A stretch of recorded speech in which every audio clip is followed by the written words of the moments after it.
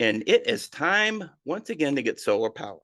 We welcome you to another episode of the Solar Powered Podcast, where we celebrate the world changing magic of ordinary people sharing extraordinary stories. My name is Ryan Hall. Thank you so much for joining us here today. And as I've mentioned many, many times over the course of this podcast, one of my main mantras in Royal Hearts Media is find your voice so that you can tell your story. And sometimes people with world changing stories might not have the time, might not have the know how, and might not have the patience to really sit down and learn how to write a book. Have you ever heard of ghostwriting? That word scares me just to even say it, but I've got I think, a really fascinating guest on the line with us here today. Her name is Natalee Bloom. She's got all kinds of slashes on her resume, which we're certainly going to talk about. But we found each other on social media, and I found her content interesting and sent her a message, and we're like, hey, we're recording a podcast. So let's go out to the Pacific Northwest and say hello to my new friend, Natalee Bloom. Natalee, thank you for getting solar powered with us, my friend. Yes, I'm so excited to be here, Ryan. It's wonderful to see you. And yeah, I loved the introduction. I love that ghostwriting it can bring up a lot of emotions for people. And I absolutely love that. And I accept it all. Certainly, certainly. Well, we're going to talk a lot about that. But I wanted to just kind of lead with, because we've spoken before, and just kind of wanted to ask you a question that I've always wanted to ask you. Ooh. What's your story? Yeah. Who is Natalee Bloom?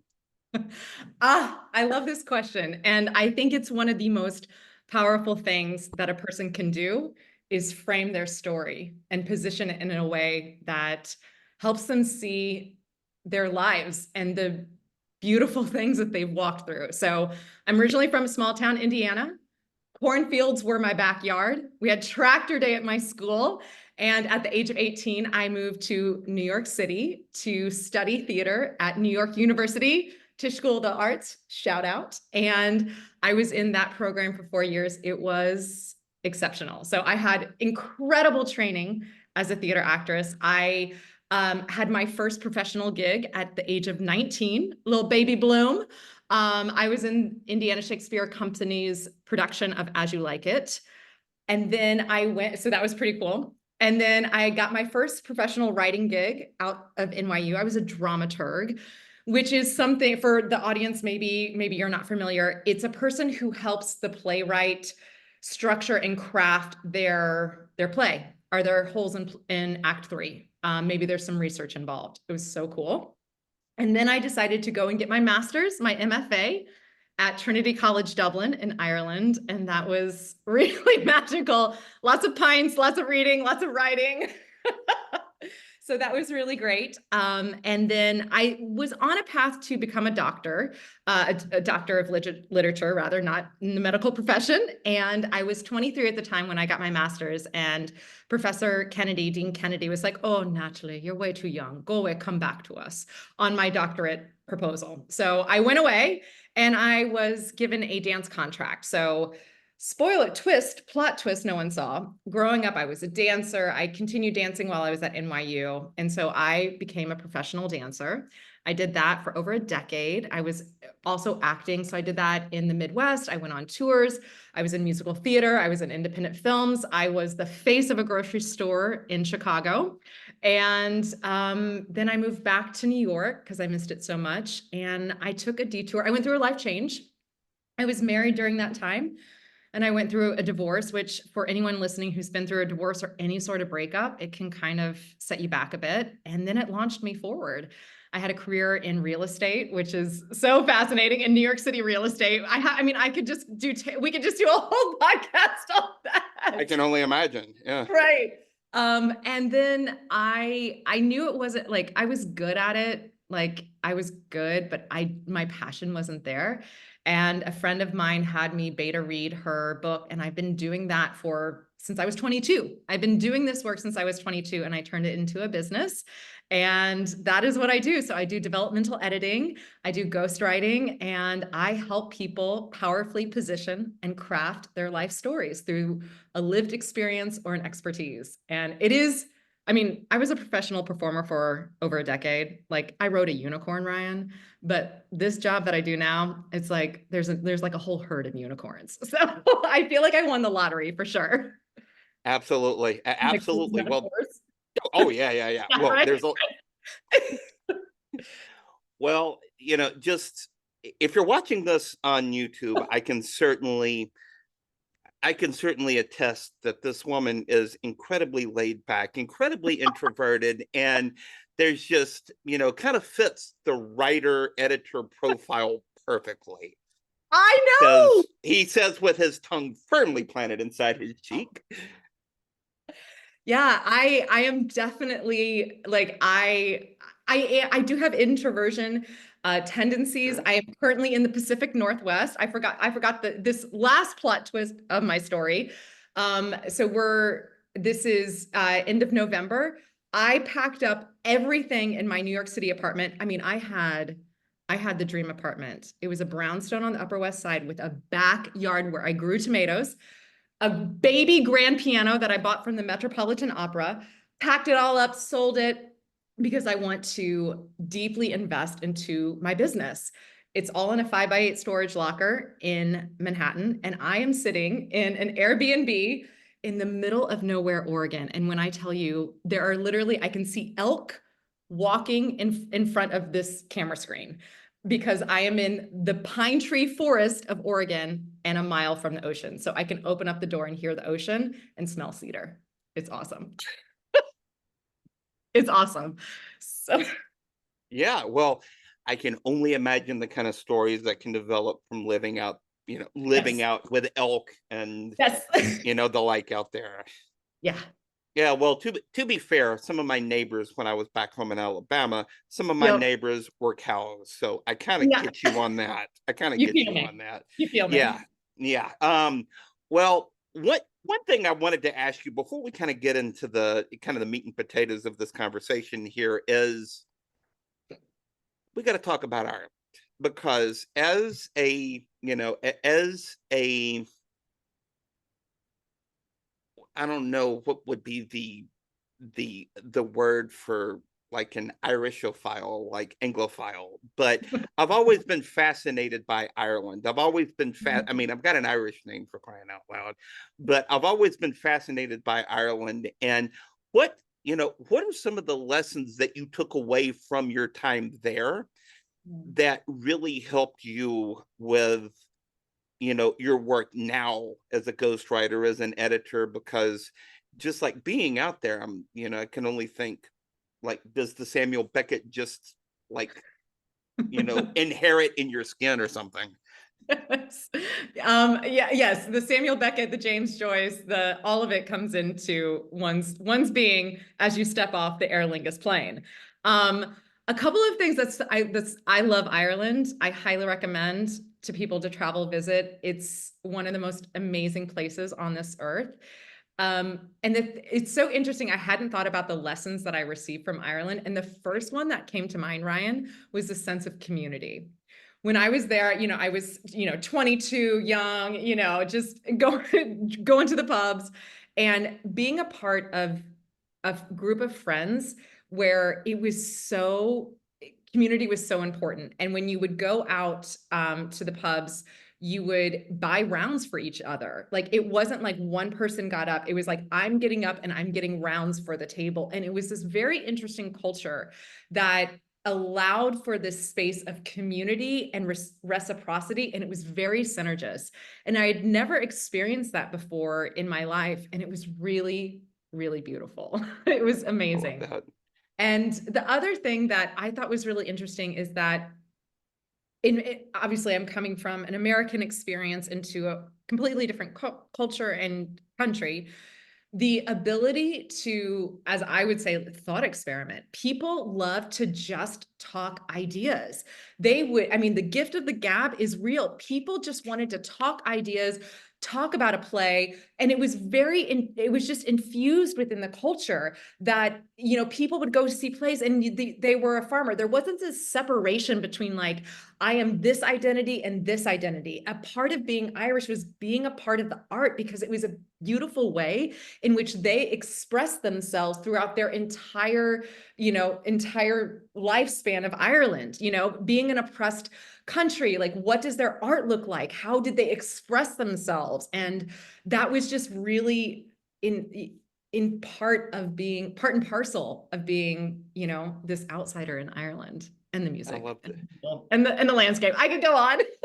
Oh, yeah, Yeah. I'm sure you could, but I wanted to touch on that community for a second because so often, and as I'm sure you know, as I'm sure my fellow authors and storytellers know who are watching or listening to this right now, writing and storytelling is essentially a solitary process. You're alone with your computer in a, you know, in a coffee shop, or, you know, sitting on your bed working at, you know, all kinds of hours after work, before work, but it's really an alone, like a solitary process. Mhm. And that, just that, the community aspect of it, I think, is what I found really fascinating, just hearing Mhm. you tell that story.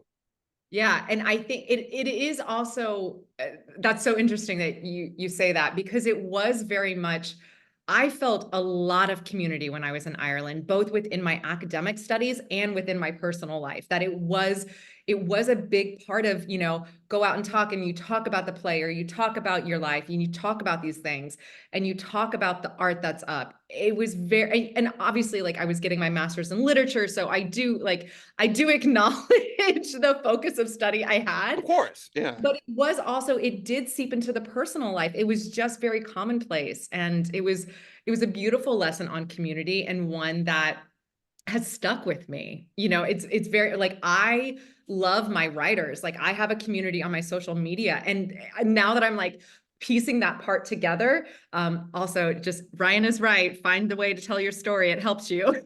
It's like shameless plug for Ryan's podcast as I'm on it.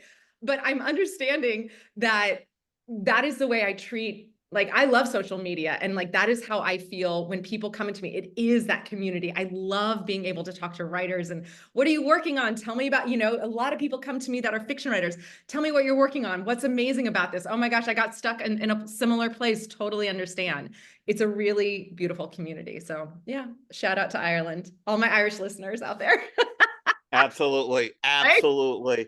Yeah, like I could just smell the Guinness in the air all of a sudden. And can I just share one, like sensory experience? Sensory. Absolutely. So Trinity College Dublin is the second oldest university in the world, or in the Western world, I should say. Well, I think that's right. Don't fact check me. It's a very old school. Let's put it that way. Any hoodle. So when it's a walled university, so the walls are, I don't know, 30 feet high. And it's smack dab right downtown Dublin, right downtown.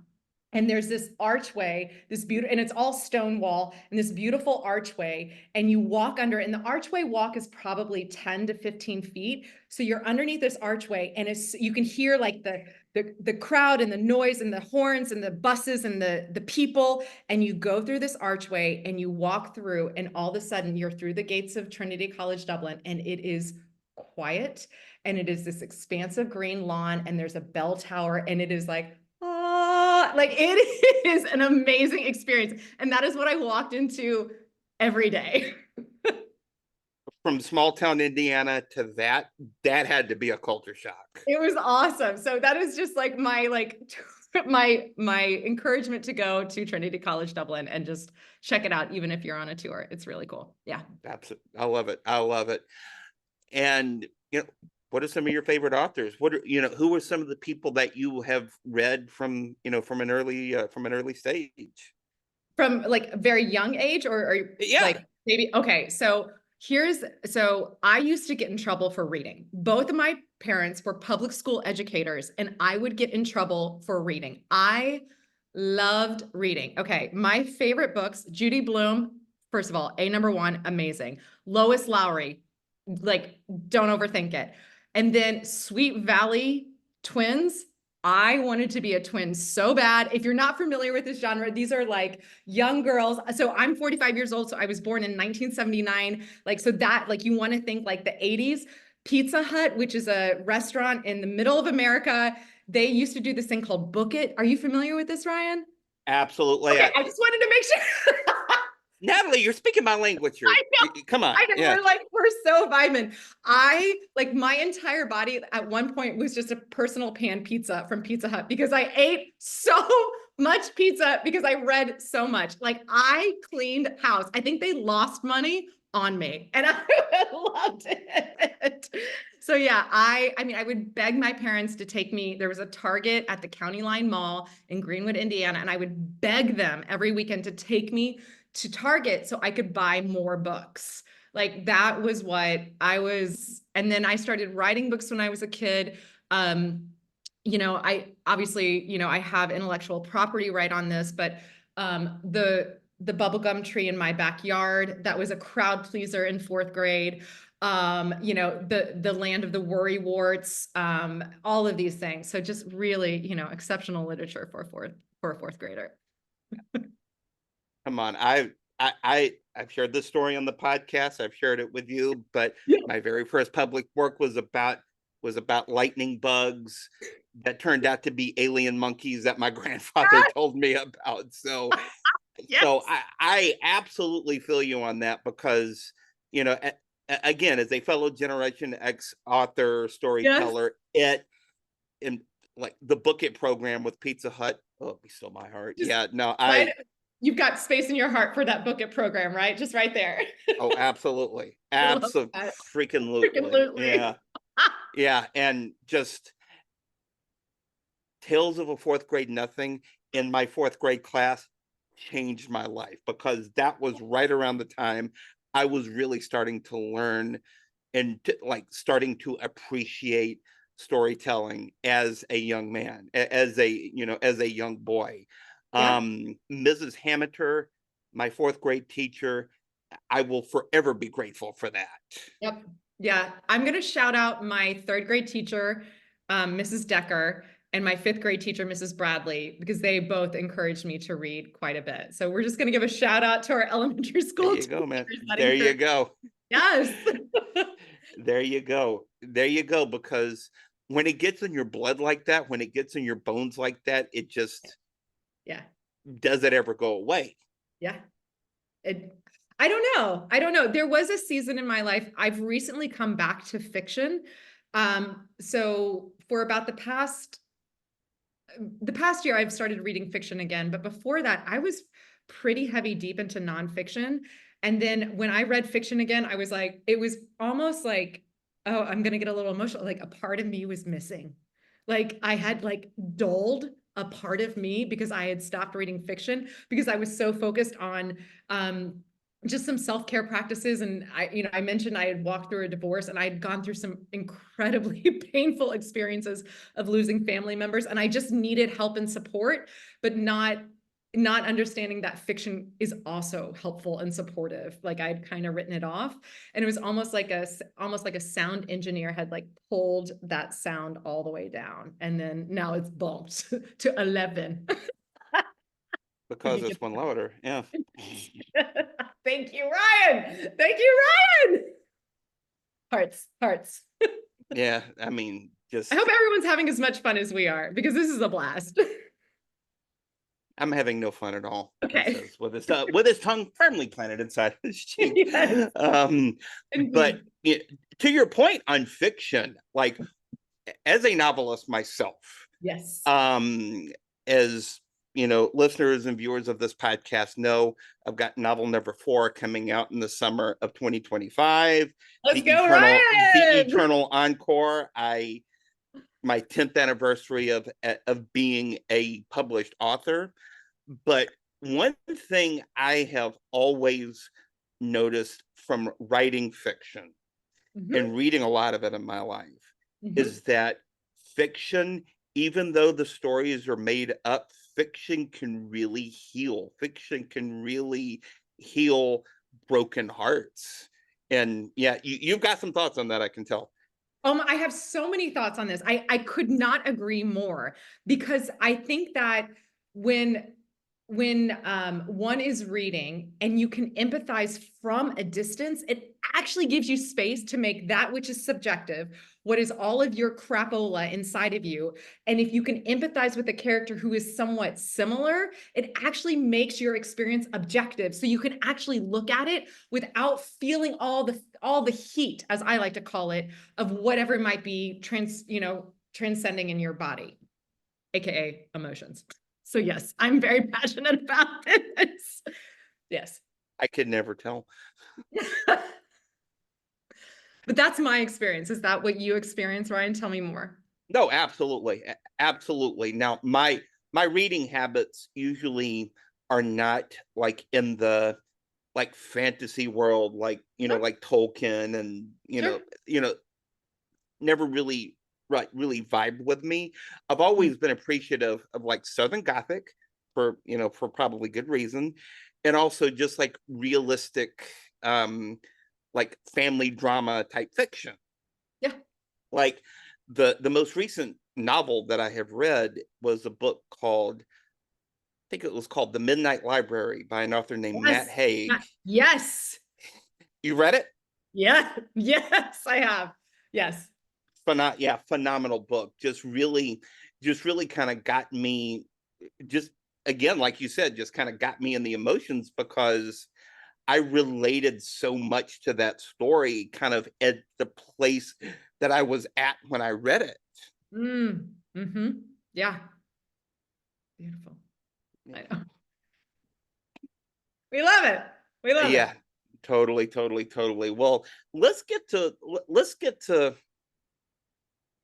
let's get to the whole storytelling, developmental editing side of Natalee Yeah. Bloom, and let that kind of conversation bloom from there, so Oh, to we speak. love a good flow metaphor. Let's go. Oh, absolutely, my dear. Like I told you, the episode title is probably going to be a pun on your name, but Uh, how, one thing that I have noticed, even as much experience as I have uh-huh. in telling deeply personal stories, and telling kind of vulnerable stories, is Mm-hmm. that the fear that you have of the judgment, of the whatever, never Mm-hmm. truly goes away. Like before I have released every book that I've ever released, Mm-hmm. I find myself, staring at the ceiling, not able to sleep, because what are people going to think? What are people going to, how are people going to judge me? And I think like, has that been your experience, that when it, like, with the people that you have worked with so far, has that been the experience of like, hey, there's a lot of fear out there, there's a lot of worry, there's a lot of anxiety of just how people are going to judge you after publishing, after writing this particular book? Yes. Yes. I like to call it unfiltered terror.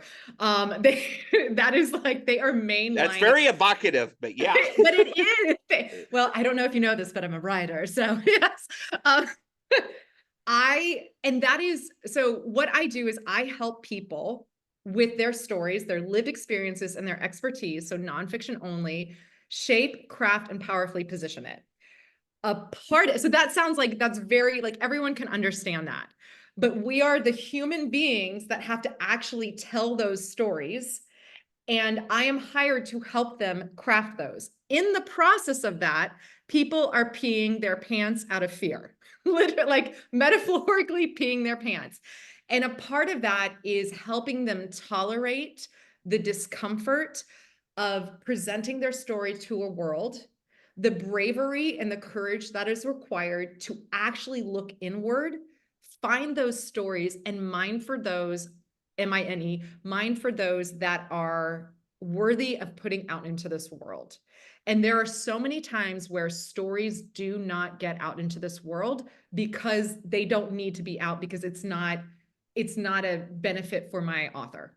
It's just not going to help their experience. Now, 5 years down the line, maybe, who knows? Like, the privilege that I have to read someone's story before the world is, like I never take that for granted. And this, like the main conversation that I get, so I allow my authors, I allow my authors to send me Vex, which are voice texts. So trademark Vex. I love, so I will get Vex where they're like, I'm like, okay, great. You know, contracts are signed, you know, invoices are paid. And I'm like, okay, great. I need your manuscript.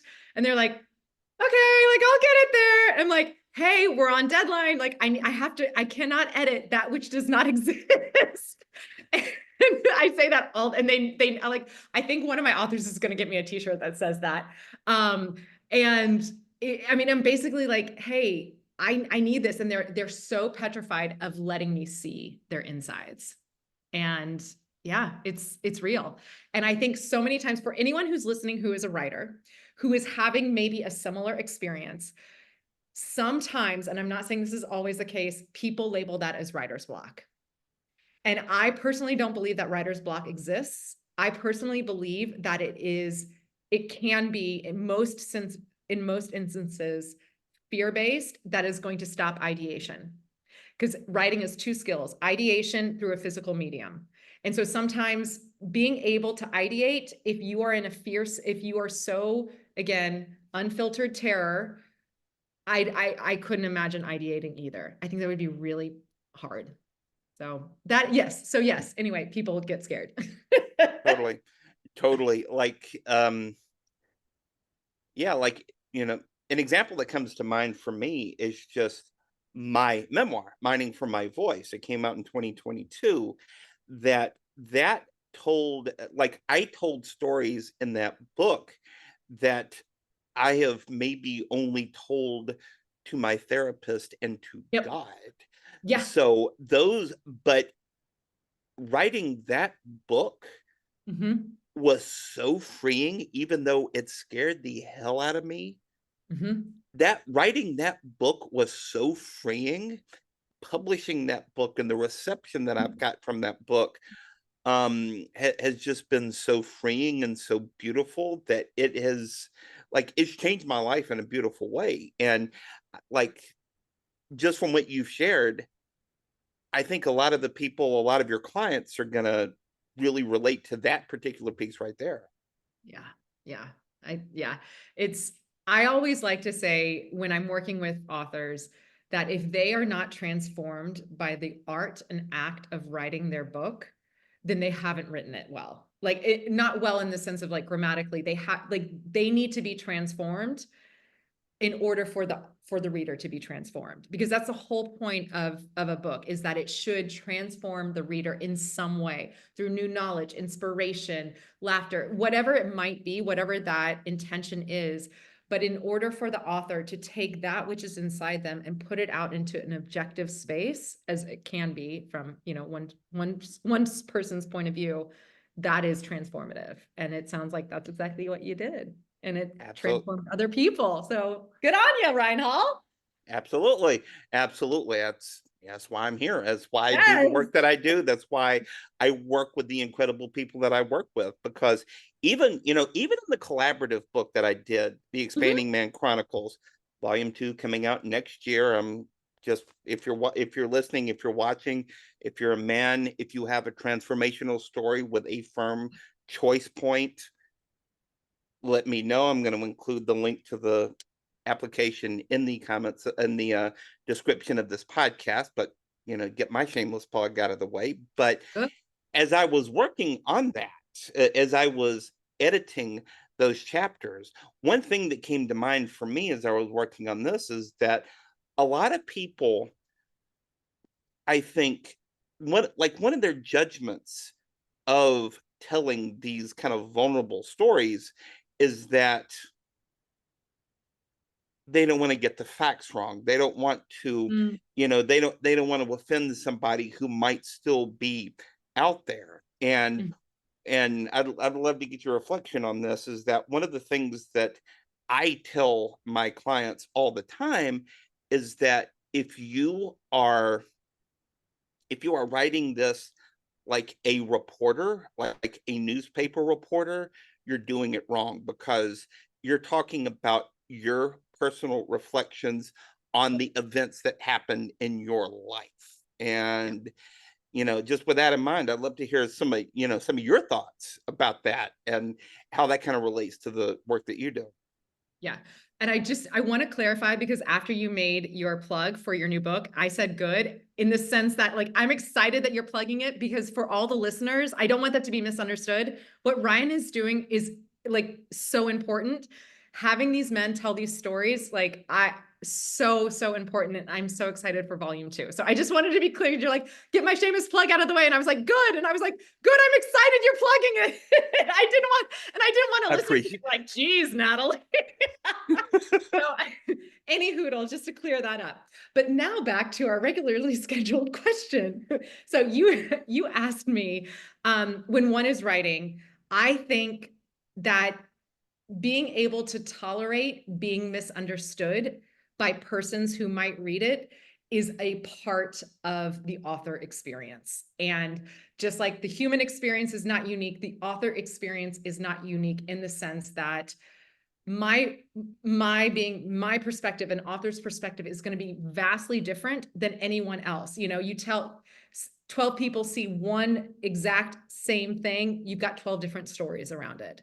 That is the whole point of something being subjective, and being able to tolerate someone's disappointment, someone's misunderstanding of you, someone's anger at you is sometimes a part of it, whether it's on a scale of 10 to 1, I don't know. And being able to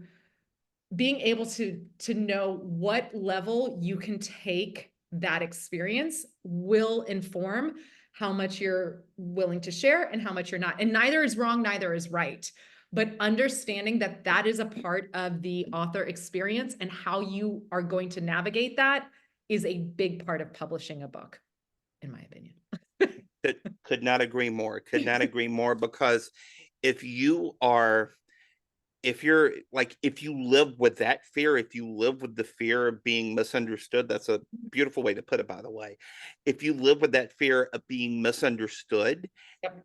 and misinterpreted, Yep. you're never going to get those stories told. Because if you're writing these super vulnerable stories and you haven't done the inner work to really heal from those stories and find the lessons from those stories, and it ends up being trauma dumping, so to speak, that is not going to make it's not going to make for a powerful book, and B, is going to make the process of actually writing the book that much more challenging and that much more daunting. Yeah. I think when I see that in an author's voice, they're writing from a place of defensiveness.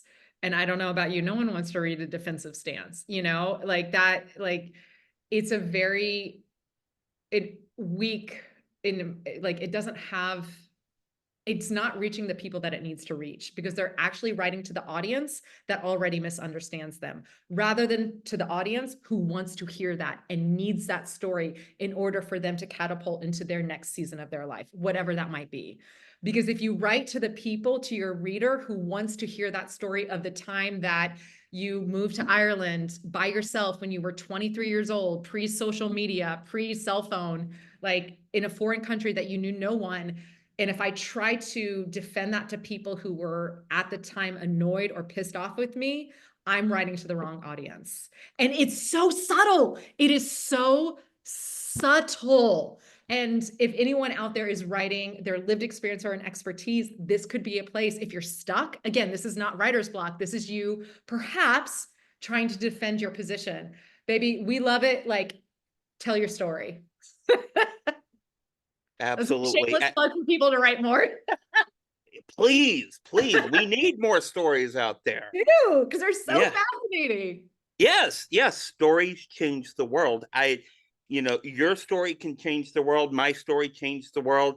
Yep. Everybody has a story that can change the world. Just got to Yep. find your voice so that you can tell it. Yeah. Beautiful. Yeah. Well, you have pivoted your business a little Yeah. bit, like more than slightly, when just from the whole moving cross country thing.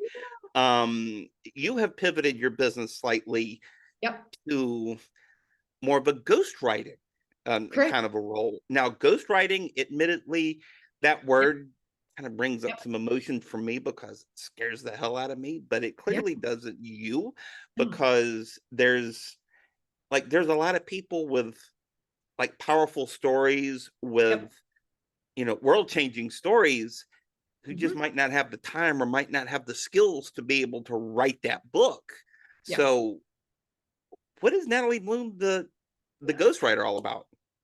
Yeah, no, I think that's so interesting. Can you I'm curious just for our relation, like what emotions are being brought? Like you said, you're scared of ghostwriting. Can you just expand on that a bit? Like, I'm scared of the time, like I'm scared of the time commitment, because like I'm scared of the time commitment, but I'm also scared of the emotional commitment, Hmm, because like I've got my own, personal stories that I'm looking to share, sure. and being able to get my voice to be able to tell a story from somebody else, that's kind of dark. As a writer, as an experienced writer, Sure. that is what kind of scares me about it. Okay. Amazing. Okay. I think it's the coolest job in the history of the planet. And I literally would say, I'm like, I am uniquely positioned to do this. My entire, like, ages 18 through 22, I was at NYU, the top theater school in the history of the planet, well, in the United States at least. And I was given classically trained education on how to craft and create character. That's all I'm doing with the ghost with my authors. These people that I work with, they're brilliant, but they have no idea of how to see the label from inside the jar. They are inside the jar. They have no idea of what that label is. I also have created my entire business. So I know what it's like to pull myself up by the bootstraps. I understand the areas in which I had to work incredibly hard, and being able to see that from someone who has achieved success and greatness. The people that I work with are going to be people who've, scaled their businesses, to astronomical things, gold medal Olympians, people that are doing the work in the world that is changing the world for the better. And their story needs to be told to the people that it will inspire and transform them into the next season of their life. And they do not know how to do that. And so for me, when I think, I'm like getting really excited now. So like I'm thinking about this one client that I'm working with. I can literally imagine like how they think, and that they are going to use the word boring over indifferent. I know that already because that is a skill set that I have had in my life since I was, a very young child, of understanding how someone creates, in many ways, it is a character, even though this is a flesh and blood person. There's no, and one of the things about when, if anyone out there is an actor, you cannot judge. If you're cast in a role, it is sacrosanct to not judge your character. You have to come into it open and say, this is how this character would do this. This is how this character would do this. And I can see the timeline of my author's life and like, what if we really drill down on this? What if we did this? And it's for them to accept or reject my edits and my writing. So yeah, I have no emotion. I have excitement around ghostwriting. And it's a beautiful process. And with most authors, it's not this year-long process. I can do the interviews, look at their data, and I can have a rough draft within a month.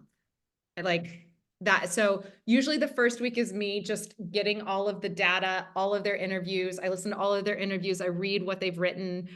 Usually, it's just thoughts and ideas. And then the next 2 weeks are me writing, plotting it out and then writing it. And then the last week is me doing a rough edit on it and then presenting it to them. So yeah, it's a pretty cool experience. One thing I'm hearing out of this is Yeah. that it's there's a lot of analysis. Let's you know Yes. let's not overlook that. There's a lot of analysis of these Yes. kind of stories, but there's Yeah. not a lot of overthinking, because as a writer, one of Mhm. my biggest enemies is the blinking cursor. Just Oh, staring at it for hours, not knowing what to write because I'm overthinking it. And what sure. I got from what you just shared is that Mm. yes, there's a lot of analysis, but there's not a lot of overthinking. You just kind of dive into it, because I'm firmly with you that writer's block is a fear based way of being. 1000%. You can't, Yes. writer's block doesn't exist. Overthinking sure as hell does, but writer's block doesn't. And I want to, like, I would argue with you, well, I would have a friendly debate of that overthinking can be labeled as a form of writer's block. And that what would happen if you were able to tolerate the discomfort of overthinking and just making friends with that blinking cursor and see what happens. Like, what would that look like? Because it's stymieing your ideation. And for those of you who might be new here, I don't know, go check out Ryan's entire library of books that he's, written, worked on, and all of those things. So ideation is not the issue. Neither is your physical ability to sit and be focused, because those wouldn't happen. So yeah, I'm definitely one of those people who I will have the friendly banter. But yeah, does that land on with you? Because if you're having that It experience, does. people in the audience are 1000%. Yes, yes. I'm glad you said that, because if I'm having that experience Yep. with as much experience, with Yes. as much practice as I have, and it still comes up for me, it's going to come up for a first time author Yes. 10 times worse or 10 Yes. times higher. Yes. Yes. Absolutely. Absolutely. And that you can't edit that which does not exist. And even if that blinking cursor is just something, it is still ideation. And yeah, I think, which as a human, we are able to do that. We are able to ideate all the time. And that is a muscle. It's just a muscle that you can train. Those are my theses. I tried to make it a Latin plural. Nerd alert. My graduation, graduation from Trinity College Dublin was all in Latin. I had no idea what was happening. I just heard my name and I was like, awesome, I did it. And you did. I did, yes. So yeah. Yeah, well, I think last but not least, I know you've been working on a course to kind of help people kind of master their manuscript, and I'd love to, for you to share a little bit about it. So I'm actually not doing the course anymore. Okay. So where do you want to go with this? We can go with it however you want to go with it, because I know you've pivoted a lot, and I Yes. just kind of had a brain fart on that. But No, yeah, all good. Are you able to edit, or do we just keep going? we're keeping going. We're going to keep going. Okay, great. So Ryan is so sweet. So I was originally going to be doing a course where I was going to help and coach people, kind of similar to what you just saw me do with Ryan. But I wanted to pivot and go hardcore into ghostwriting and helping people with they're not able to write their story. They're just not able to write their story. So I want to help them with that. And so that's what I do. So yeah, so I'm going all in on ghostwriting. I still do take a few developmental editing clients. And so that looks like someone who has, 90% of their manuscript done in nonfiction, only nonfiction. I'm not going into fiction. And I edit it and craft it and powerfully position it and make it chef's kiss. So yeah, that's me. I love it. I love it. Well, I think last but not least, Okay. when we're looking at, like, if you have somebody who came to you Yeah. with a story that they didn't know how to write, but they knew that even if it changed one person's life, that it can change the world. Yeah.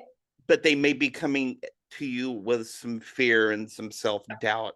What would you say to them to maybe kind of get the ball rolling on, hey, let's write this book?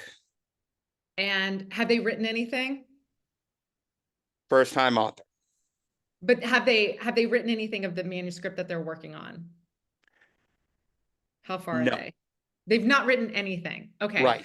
Okay. I had to get in the space. I had to get in the juju.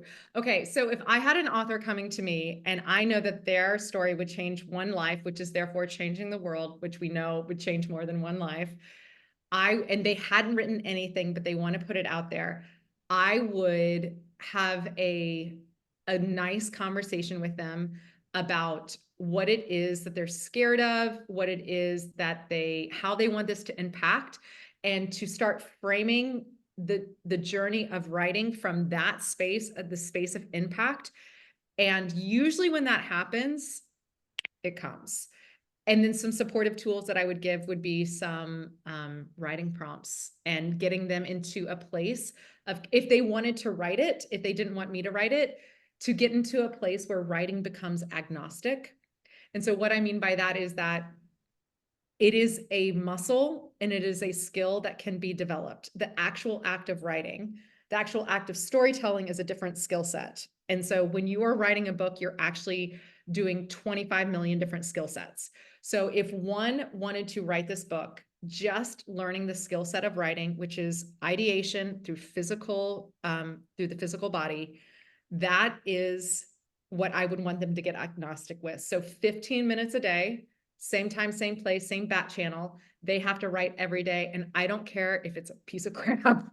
I do not care, because if they commit to just 15 minutes, 10 minutes, 5 minutes a day, that it becomes agnostic. It just becomes agnostic. Like when one starts to work out or cook meals or something like that, like brushing your teeth is probably agnostic. You just brush your teeth. You don't think about it. There's not a lot of morality attached to it. There's not a lot of emotion attached to it. You just brush your teeth. And so if you can get the same way with writing, you're going to be able to clear out all of the emotions that are actually blocking the ideation, which is going to block writing. It's got the Wi-Fi in the city. You've got the powerful Wi-Fi out there in the woods. But I think let's try this one more time. That sounds great. Yes. Natalee, I thank you so much for joining us here today. It's been a real treat, and I'd love to have you back, because these conversations I really think can change the world. So thank you so much for joining us. And how can people find you online, my dear? Oh, yes. Amazing. So you can reach out to me. I have Instagram and TikTok, and it's Natalee Bloom. And my name is spelled Natalee, and then Bloom like a flower. So Natalee, there's no lie in my name. So it's always good to go there. I read every direct message I'm given or any comment. I do engage with you on social media if that's a place you want to find me. And if not, you can go to my website, which is nataleebloom.com. And that's it. That's all she wrote. No lie in my name. Natalee. No lie. There you go. And Yeah. it's been a real treat. Thank you, Natalee. And thank You're you for Ryan. watching. My pleasure. Thank you so much for joining us on the Solar Powered Podcast, a presentation of Royal Hearts Media. For more information about me, go to royalheartsmedia.com. You can follow me on the social media machine at Ryan Hall Writes on Facebook, Twitter, and Instagram, or shoot me a good old-fashioned email at ryan.hall@royalheartsmedia.com. But that'll do it. Until we meet again, this is Ryan Hall saying thanks for listening and watching. So long for now, and go get solar powered. Take care.